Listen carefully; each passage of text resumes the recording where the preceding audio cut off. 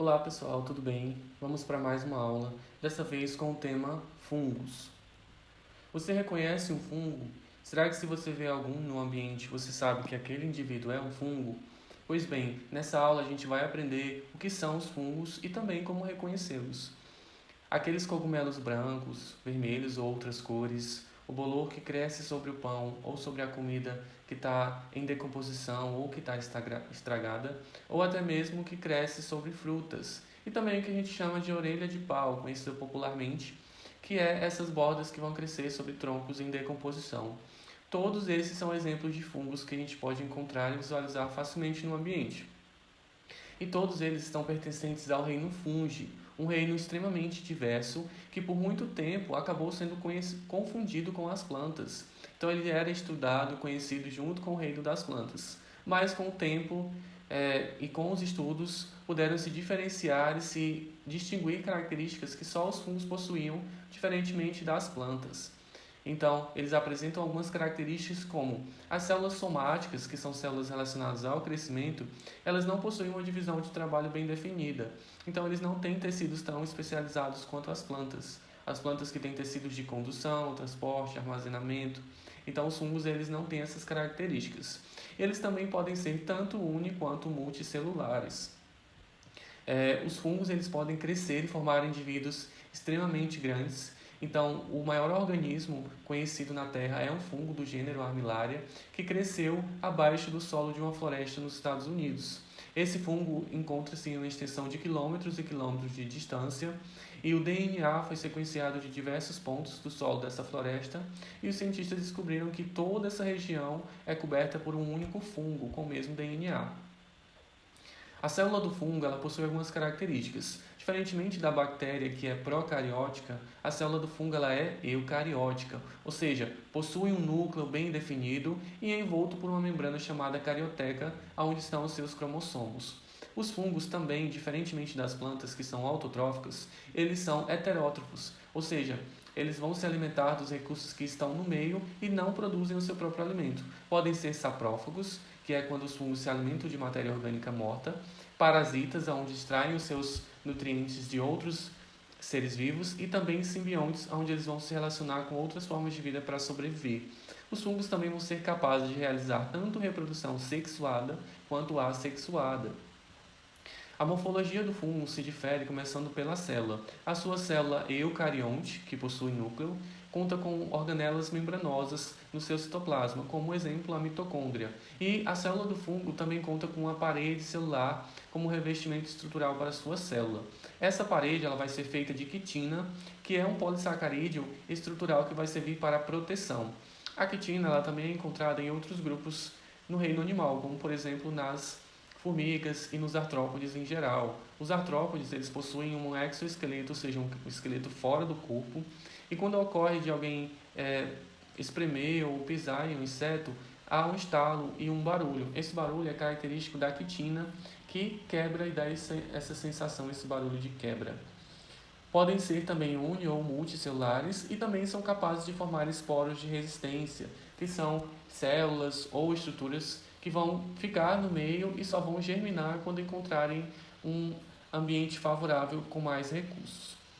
A morfologia do fungo ela é bem variada, então eles podem ter desde a forma de cogumelos, de basídio, como a gente conhece popularmente, e também podem ser fungos que formam esporos e fungos filamentosos, como os bolores, que são conhecidos amplamente. A nutrição dos fungos ela vai ser extracorpórea. Então, lá no seu metabolismo heterótrofo, eles não possuem clorofila, então não produzem seu próprio alimento.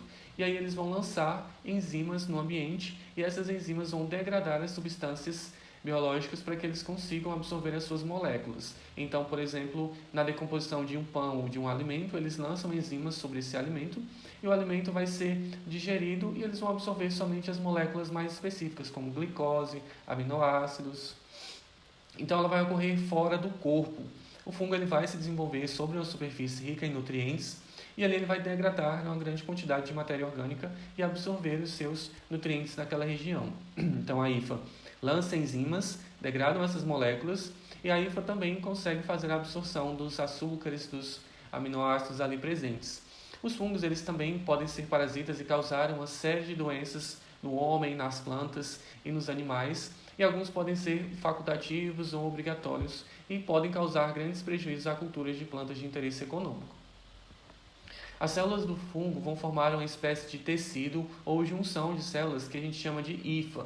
E a hifa ela pode ser de dois modos. Pode ser septada ou cenocítica, que a gente conhece como não septada. Essa hifa ela possui uma junção de células e essas células não apresentam uma diferenciação entre si lá na sua junção, diferentemente da hifa septada, onde as células são divididas e possuem a presença de septo.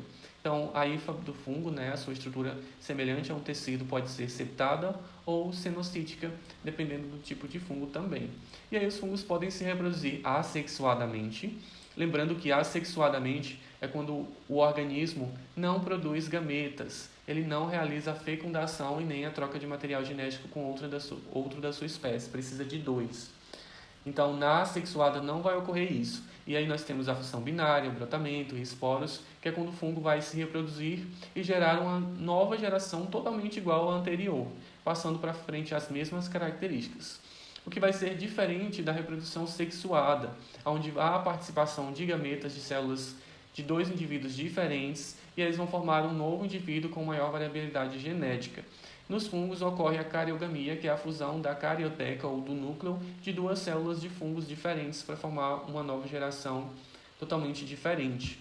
Lá na reprodução sexuada, o fungo pode produzir aí essas células, lembrando que as células somáticas são diploides, ou seja, possuem todos os números de cromossomos da espécie, e para a reprodução sexuada é necessário que os organismos passem a produzir de células diploides, células haploides, que são os gametas. E aí, por meiose, são produzidos esses gametas ou essas células próprias para a reprodução. E aí nós temos uma célula A e uma célula B de dois fungos diferentes. E essas células elas vão se desenvolver e vão se unir. As duas células vão se relacionar entre si e vai ocorrer a cariogamia, que é quando o núcleo de uma célula A se funde com o núcleo de uma célula B, resultando em um novo indivíduo totalmente diferente, com novas características genéticas. Os fungos eles têm diversos grupos, e entre eles o grupo de Basidiomycota, ou Basidiomycetos, que são os cogumelos conhecidos popularmente, orelha de pau, que são amplamente distribuídos no ambiente, e eles são facilmente reconhecidos por conta desse micélio, dessa estrutura de chapéu assim conhecida. Podem reproduzir tanto sexuadamente quanto assexuadamente, e aí eles são formados após a plasmogamia, a cariogamia ou a meiose. Temos os zigomicota também, que podem ser fungos filamentosos, que vão crescer aí representantes como bolores e conseguem se desenvolver sobre alimentos em decomposição. E eles apresentam aí esporos sexuados, chamados de zigosporos também, e possuem estruturas de resistência para serem desenvolvidos somente quando o ambiente for propício. Temos também os ascomicetos ou ascomicota, que são fungos filamentosos e também podem ter formas multicelulares, ou seja, sendo dimórficos, onde eles têm essa estrutura parecendo um cogumelo, só que eles formam uma espécie de asco, uma espécie de vasilha, que é a característica deles também. Eles são amplamente ricos em celulose, também na sua parede celular, junto com quitina, porque eles crescem geralmente sobre plantas e cascas de árvores em decomposição.